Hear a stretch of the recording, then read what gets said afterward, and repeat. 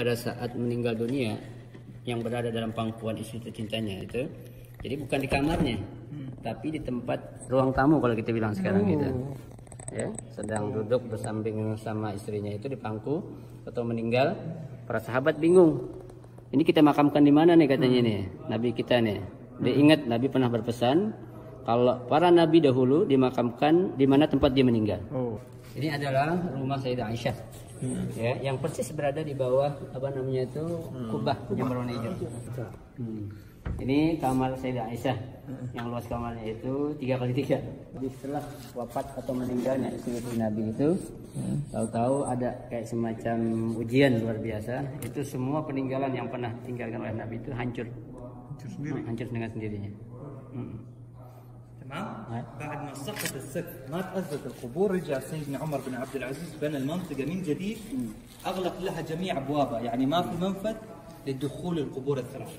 Nah ini setelah itu Umar bin Abdul Aziz yang membangun kembali yang dimana tempat kuburan Nabi itu kan sempat jatuh ambruk gitu, dibangun lagi seperti ini oleh Sayyidina Umar bin Abdul Aziz, bukan Umar bin Khattab ya, Umar bin Abdul Aziz.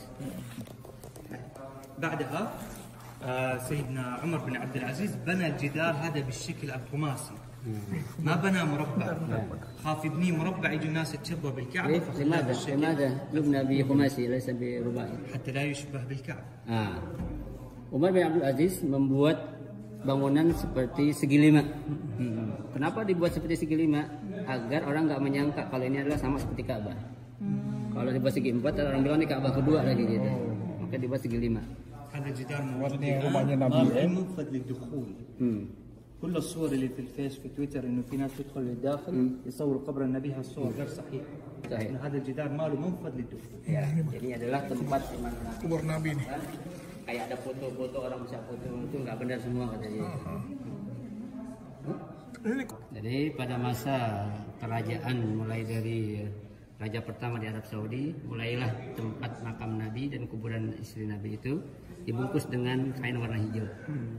Tadinya batu biasa itu, dan dibuat kayak semacam pembatas itu, ya untuk orang sholat tersendiri. Ini kan masjid, ini kan kuburan, nggak mungkin orang sholat di dalam kuburan Nabi. Iya, di Mamalik. بعدها في عهد المماليك برضو بنيت اول قبه بالخشب والرصاص القبور الثلاثه قبه حمايه للقبور. Ya. Dan setelah itu pula pada masa kerajaan pula ya dibuatlah kubah itu untuk menandakan sejumlah makam atau kuburan Nabi dan juga istri serta sahabat yang ada dalam satu kuburan dengan Nabi. تغير الستار رفعوا السور المماليك. Nah, diangkat apa namanya itu kain yang warna hijau tadi untuk membuktikan bahwasanya tempat ini telah terjadi perubahan dari tahun ke tahun sejak terjadinya pergantian raja yang ada di Arab Saudi. بعد 200 سنة صاعقة ضربت منارة حرقت المنارة سقطت على القبة حرقتها وحرقت الستار والسور اللي كان في الخشب. Ya, setelah 2 tahun diperbaiki terjadi kebakaran yang mengakibatkan itu kuburan Nabi sempat hangus katanya. Hangus. Mas sebab al-harik? صاعقة.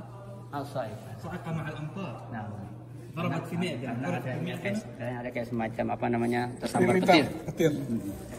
بعدها رجعوا المماليك القبة من جديد كانت خشب ورصاص تحولت حجر ورصاص تغير الستار السور كان بالخشب تحول إلى حديد. الحديد الأخضر الذهبي اللي احنا نشوفه الآن عرفتوا حول Ayo. Dan setelah terjadinya kebakaran itu pada masa raja-raja yang berkuasa dari Saudi, mulailah diganti yang tadinya menggunakan tanah dan batu dirubah dengan menggunakan besi seperti yang sekarang kita lihat itu. الآن هذه القبة موجودة. تيجي الخضرة فوق. Nah. Sampai sekarang kubah ini masih ada yang kita lihat warnanya berwarna hijau itu. شوف آخر رسالة من رسائل النبي عليه الصلاة والسلام. هذه سلسلة جبال كلها جبل. Ini adalah urutan gunung-gunung ya yang ada yang kita kenal dengan Gunung Uhud. Karena kita kan kenal kenapa dinamakan Gunung Uhud karena dia berada menyendiri itu. هذا طبعا جبل الرماة اللي وضع عليه النبي 50 الرماة يحموا قبور المسلمين. هنا كان جيش المسلمين. Ini Jabal Roma di mana tempat pasukan umat Islam memanah musuh-musuhnya. هذا جيش المشركين كان طبعا. Nah, itu adalah gambaran pasukan ataupun orang-orang musyrik yang akan berperang melawan orang-orang Islam. طبعا يوضح التفاف سيدنا خالد بن الوليد وقتلوا العشرة اللي كانوا على الجبل. Nah, itulah Khalid bin Walid yang dikenal salah seorang pejuang yang sangat berani. Dia berhasil membunuh puluhan orang yang berada di atas Jabal Rahmah. هنا مقتل سيدنا حمزة بن عبد المطلب. Nah, itu adalah tempat di mana terbunuhnya paman Nabi yang bernama Sayyidina Hamzah. Pada saat هنا مقتل مصعب بن عمير حامل الراية. Nah, itu adalah maktal atau tempat dibunuhnya Mus'ab bin Umair yang memegang bendera Islam ketika itu. هنا استشهاد 11 الصحابي هو يدافع عن النبي عليه الصلاة Itu والسلام. adalah tempat di mana 11 orang yang meninggal dunia pada saat melindungi dan mendampingi Nabi berperang. وهنا كسرت رباعية النبي بالصخرة وشج الجبل للنبي عليه الصلاة والسلام. Ya. صخرة مشرك ضرب النبي بالصخرة حجر كسر رباعية النبي والثاني Itu شج. adalah tempat di mana orang kafir Quraisy ya menyambit Nabi sampai gusi atau giginya itu patah. ودخلوا النبي في هذا الشق في الجبل. السيدة فاطمة الزهراء كانت تطبب جراح النبي عليه الصلاة والسلام. Pada saat itu pula Nabi karena saking parahnya dengan sambitan yang dilakukan oleh orang kafir Quraisy, Nabi berlindung di dalam gua tersebut dan diberi atau diobati oleh seorang putrinya yang bernama Fatimah.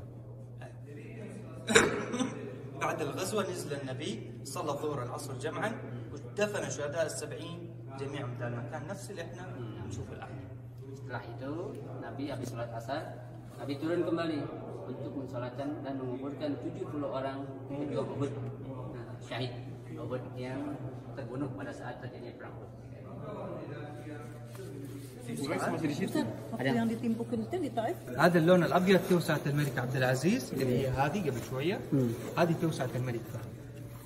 Yang tengah-tengah ini yang warna putih, ini yang kecil adalah perluasan pembentukan Masjid Nabawi pada masa Al-Malik Abdul Aziz. Ya. اللون الابيض Ya, yang putih ini. Dan yang gede ini adalah pada masa Malik Fahd.